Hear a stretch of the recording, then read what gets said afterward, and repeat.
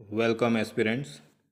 मैं आप सभी का भाई और मित्र जयेश कुमार मिश्र अपने चैनल पे आप सभी का स्वागत करता हूँ। जैसा कि आप देख सकते हैं कि ये 70वीं बीपीएससी की फाइनल मार्कशीट है और 525 अंक मुझे प्राप्त हुए हैं और 3 अंकों के साथ मेरा चयन जो है रुक गया है। अब अगर मार्कशीट का मैं विश्लेषण करूं और आप लोगों के साथ साझा करूं तो जनरल हिंदी और हिस्ट्री, जिसका कोई ज़्यादा अर्थ नहीं है, उसमें 67 और 79 मार्क्स हैं। वो तो क्वालिफाइंग नेचर का होता है, कोई भी सामान्य समझ रखने वाला बच्चा उसको बिना पढ़े भी क्वालिफाई कर लेता है। General studies first, general studies two और एसे, इन 3 सब्जेक्ट के आधार पर मेरिट बनती है और इन तीनों में मेरे अंक क्रमशः 147, 130 और 188 हैं और ये टोटल जोड़ने के बाद 465 अंक बनते हैं। जनरल स्टडीज़ फर्स्ट की बात करें तो उसमें 147 मार्क्स हैं और जनरल स्टडीज़ फर्स्ट में मैं लगभग 155 मार्क्स के अराउंड सोच रहा था, लेकिन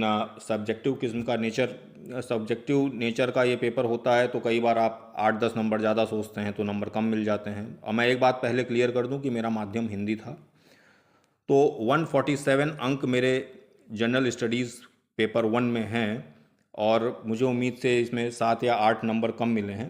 खैर वो कोई समस्या नहीं है, सभी कैंडिडेट्स के साथ ऐसा हो जाता है।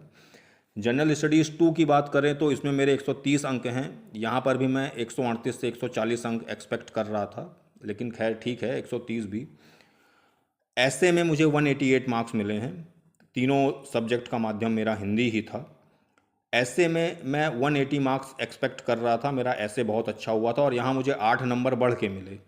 तो कई बार ऐसा हो जाता है कि आप किसी पेपर में 155 एक्सपेक्ट कर रहे हैं, नंबर आए 145, किसी पेपर में आप 180 एक्सपेक्ट कर रहे हैं, नंबर आ गए 190। तो सब्जेक्टिव या वर्णनात्मक किस्म की जो परीक्षाएं होती हैं उसमें इस तरह का उतार चढ़ाव देखने को मिल जाता है, कोई इसमें समस्या नहीं है। तो मेंस का जो मेरा टोटल अगर आप जोड़ करें तो 465 मार्क्स बनता है। ये उतने अंक हैं कि जिस पर 99.99% बच्चों का चयन हो गया। लेकिन आप देख सकते हैं कि इंटरव्यू में मेरे केवल 60 अंक हैं।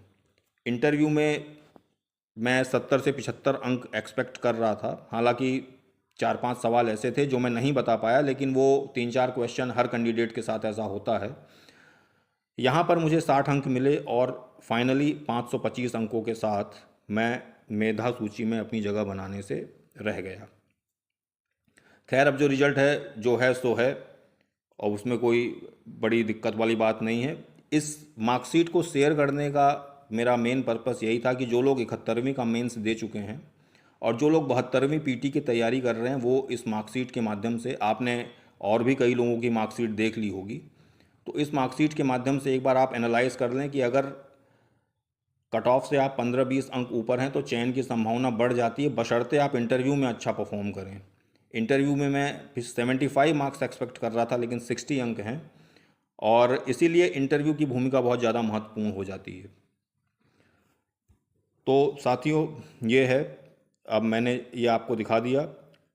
सबसे बड़ी बात कि जो बच्चे अभी 72वीं की तैयारी कर रहे हैं उनके लिए ईश्वर ने या उनके भाग्य ने कह लीजिए कि एक गोल्डन अपॉर्चुनिटी दे दी है। 26 जुलाई को पेपर होना था और पेपर जो है पोस्टपोन हो चुका है। सुनने में आ रहा है कि सितंबर में होगा, कुछ लोग कह रहे हैं अक्टूबर में होगा, लेकिन मोटा मोटी आप ये मान के चलिए कि भगवान ने या आपके भाग्य ने आपको 2 माह दे दिए हैं। तो जिन बच्चों की तैयारी अभी पूरी नहीं भी थी, क्योंकि बहुत सारे बच्चे ऐसे भी होंगे जिन्होंने 70वीं भी दिया होगा, 71वीं भी दिया होगा, वो 72वीं भी देंगे, उनमें कई लोग हैं, मैं भी हूँ, तो वो लोग एक स्तर प्राप्त कर लेते हैं तो उन लोगों को ज़्यादा समस्या नहीं होती। लेकिन जो बच्चे बिगिनर होते हैं, मैं उनसे कहना चाहूँगा कि कंसिस्टेंट रहिए, डिसिप्लिन रहिए। आपके जो है ईश्वर की एक कृपा है कि 2 महीने पेपर पोस्टपोन हो गया है, तो अगर आपकी तैयारी उस स्तर पर नहीं भी थी तो अभी समय है, 60 से 70 दिन का समय है। Be consistent, be disciplined and work daily, study daily. और जितने बिगिनर हैं वो भी जो है इस परीक्षा को, प्री परीक्षा को सीरियसली लें और क्वालिफाई करें, यही कामना करता हूं। अभी जब इवेल्युएटेड कॉपी आ जाएगी तो मैं GS1, GS2 और एसए, इन सभी के इवैल्यूएशन के साथ मैं वीडियो बनाऊंगा और आपसे मिलता रहूँगा। फ़िलहाल के लिए इतना ही।